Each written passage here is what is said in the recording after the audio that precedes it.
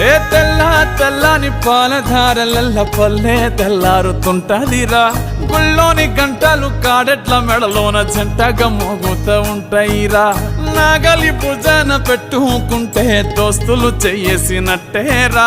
కొట్టు గోదా పక్కన ఉంటే కొండంత బలగం ఉన్నట్టురా చల్లగాలి మోసుకొచ్చెరా సేను శిలకల ముచ్చట్లు దారి పొడుగు సెట్ల కొమ్మలా